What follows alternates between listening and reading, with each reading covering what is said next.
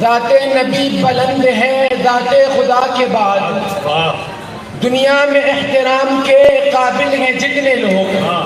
دنیا میں احترام کے قابل ہیں جتنے لوگ، میں سب کو مانتا ہوں مگر مصطفیٰ کے بعد۔ واہ واہ۔ لائق صد احترام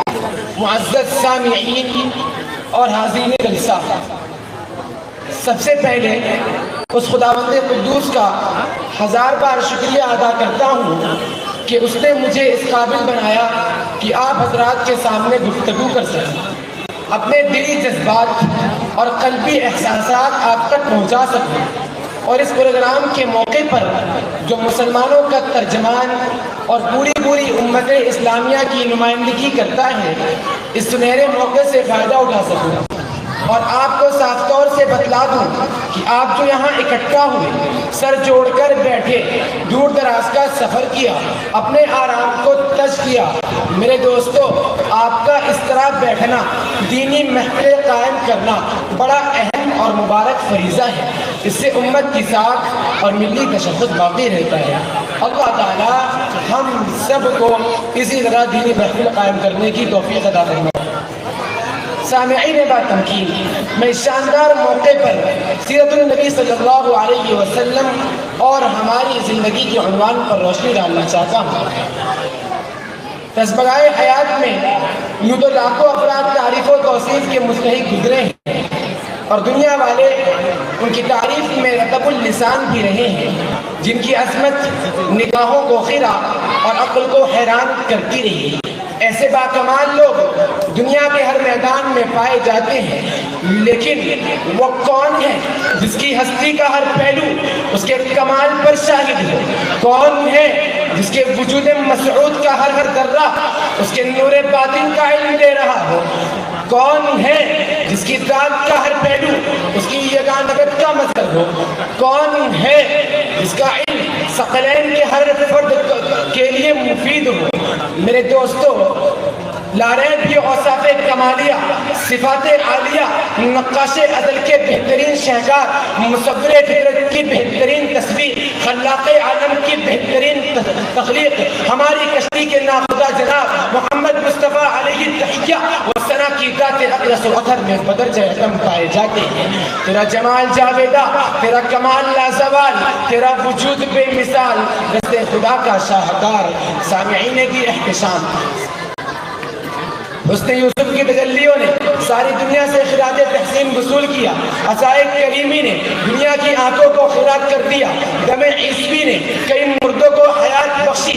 لیکن مقام غور ہے کہ عیسیٰ باوجود کمال کے ایک موسیٰ کے گدے بیضا سے محروم رہے، اور یوسف حسن عالم تاب کے باوجود عصائے کریمی سے محروم رہے۔ لیکن میرے دوستو یاد رکھنا، میرے جملوں کو یاد رکھنا، میری بات کو یاد رکھنا، میرے آقا ہر وقت میں یگانہ ہو کر چمکے، اور ایسے چمکے کہ ان کی مقدس سیرت میں تمام انبیاء علیہ السلام کی زندگیاں اور تمام رسولوں کی خوبیاں سمجھ کر جمع ہو گئی۔ حسن یوسف دم عیسیٰ ید بیضا داری، حسن یوسف دم عیسیٰ ید بیضا داری، آنچ خوب آہم دارند تو تنہا داری۔ اور کسی شاعر نے کیا خوب کہا تھا، ارباب نظر کو کوئی ایسا نہ ملے گا، ارباب نظر کو کوئی ایسا نہ ملے گا، بندے تو بہت مل جائیں گے، آقا نہ ملے گا۔ دنیا اگر ڈھونڈے گی ثانی محمد، ثانی تو بڑی چیز ہے، سایہ نہ ملے گا۔ بے شک بے شک۔ سامعین دیوکار،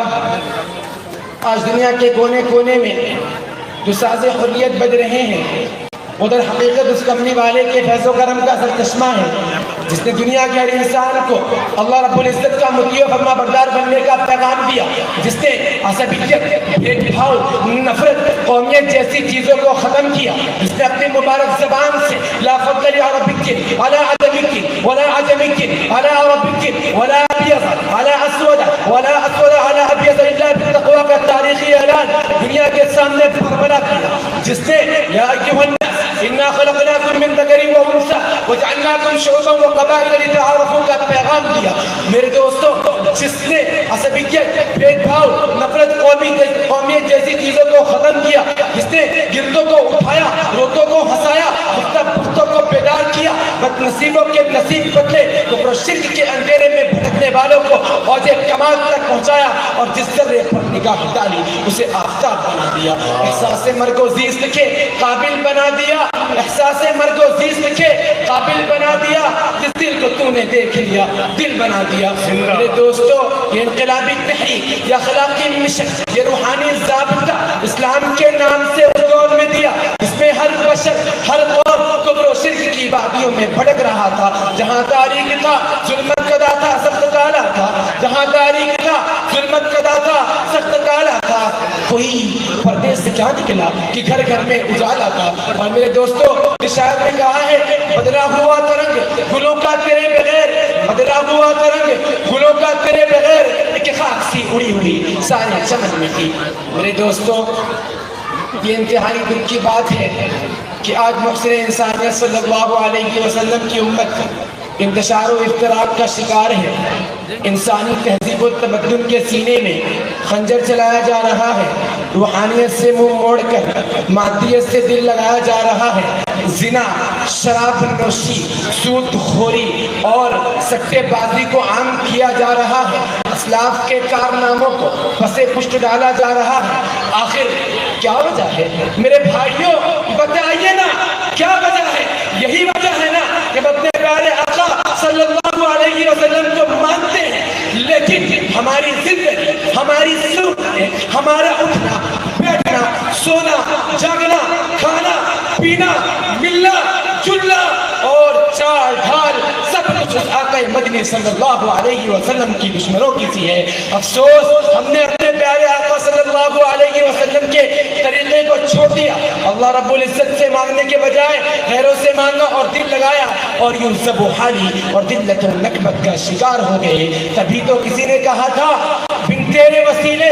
جو بلندی پہ گئے ہیں، بن تیرے وسیلے جو بلندی پہ گئے ہیں، محتاب پہ جا کر بھی انہیں خاک ملی ہے۔ میرے دوستو، اس لیے اس محفل میں وعدہ کریں کہ ہم اپنی زندگی کو رسول عربی صلی اللہ علیہ وسلم کے مطابق بنائیں گے، اس لیے کہ اسی میں دنیا آخرت کا مضمر ہے۔ تبھی تو کسی شاعر نے کہا تھا محمد کی محبت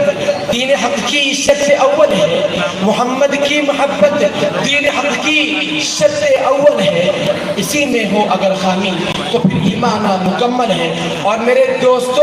آقا مدنی صلی اللہ علیہ وسلم کے دشمنوں سے کہہ دیجئے کہ جان مانگو